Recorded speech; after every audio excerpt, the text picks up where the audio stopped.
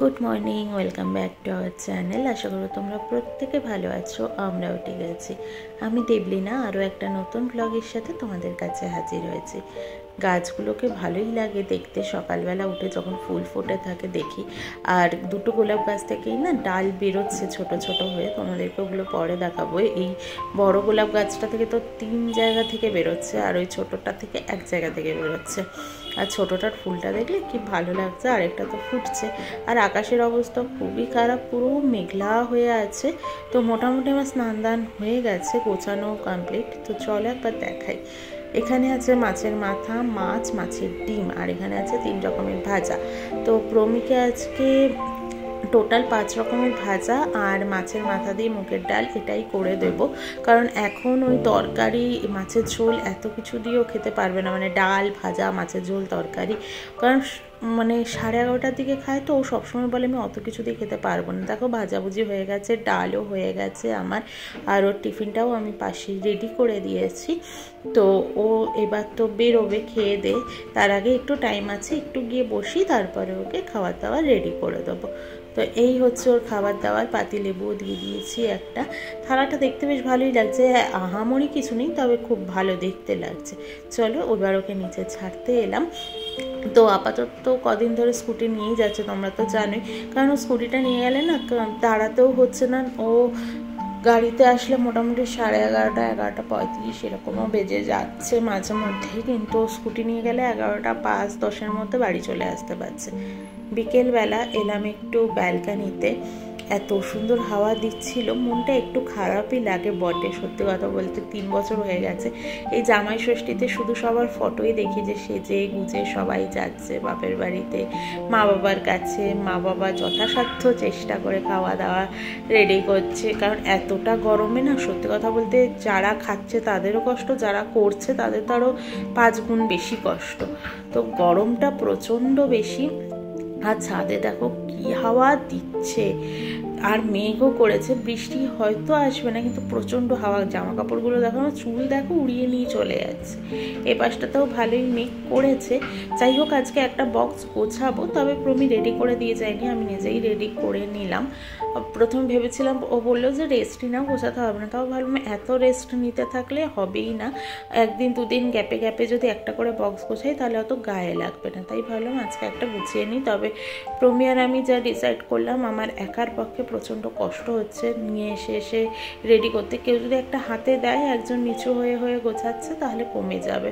মানে কমে যাবে বলতে জিনিসটা ঠিক হবে, কমে যাবে বলতে না, আমার না ঘাড়ে পিঠে এখনও ভীষণ ব্যথা করছে। তো ওইটাই বলতে গেছিলাম যে তাহলে কমে যাবে, মানে ওটা ঘুরছে মাথায় যে কেন কমছে না বা কিছু। যাই হোক, আজকে ফেসবুক, হোয়াটসঅ্যাপ স্ট্যাটাস যেখানেই যাই চোখ পড়ে না কেন শুধুই জামাইদের খাওয়া দাওয়া, জামাইরা থালা সাজিয়ে দিয়ে বসেছে।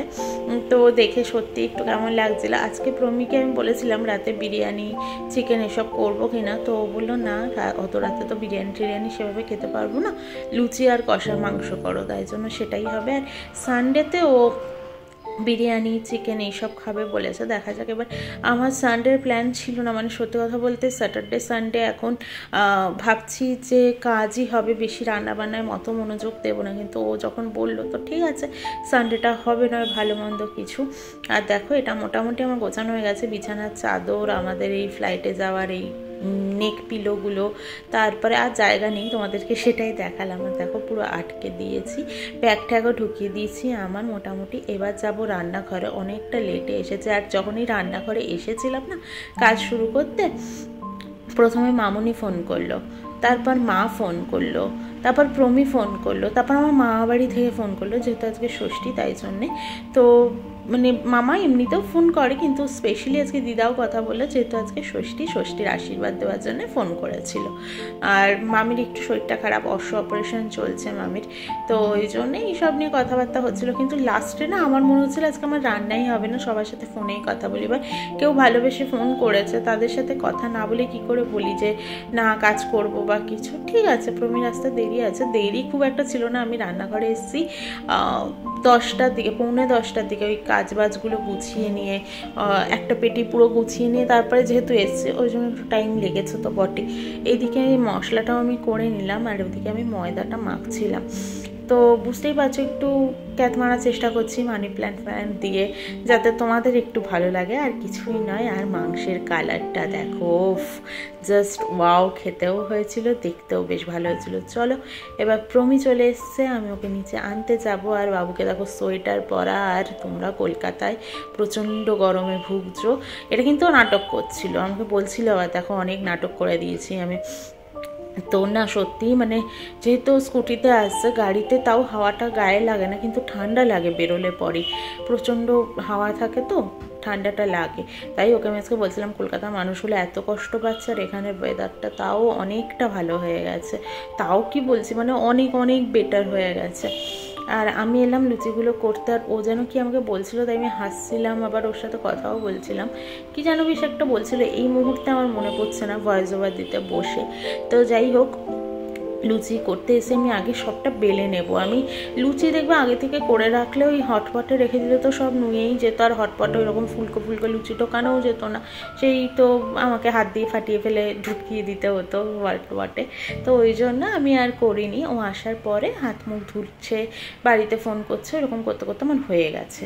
এবার দেখো লুচিগুলোকে আমি ভেজে নেব। যথেষ্ট ভালো ফুল ছিল, আমি কিছুক্ষণ আগে মেখে রেখে দিয়েছিলাম, আর ও আসার পর যেহেতু ভাজলাম তাই জন্যে আমার মনে হয় একটু ভালো হলো। দেখবো ময়দা ফয়দা মেখে রেখে, আটা ময়দা এগুলো মেখে কিছুক্ষণ রেখে দিলে বেশ ভালো হয়। কেন রেখে দিতে হয় তা তো জানি না, তবে মায়েদেরকে দেখেছি রেখে দেয়, তাই আমিও তোমাদেরকে বললাম। তবে ভালো হয় এটা আমি খেয়াল করেছি, তাড়াতাড়ি করে ভেজে। এইটা তো তেমন একটা ফুললো না, একদিকটা ফুলেছে, এরপর থেকে লুচিগুলো মানে বিভৎস ফুলবে। আর তোমাদেরকে আগেই বলেছি লুচি রুটি এগুলো ফুললে আমার মনটা বেশ ভালো হয়ে যায়।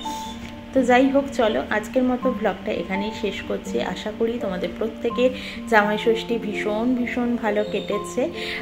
প্রচণ্ড গরম, নিজের পেট বুঝেই খেতে হয়েছে এই আর কি। আর যারা করেছে তাদেরকে তো অসংখ্য ধন্যবাদ। বাপরে বাপ, প্রচণ্ড গরম কলকাতাতে, তার মধ্যেও এত কিছু ভালোবেসে করা।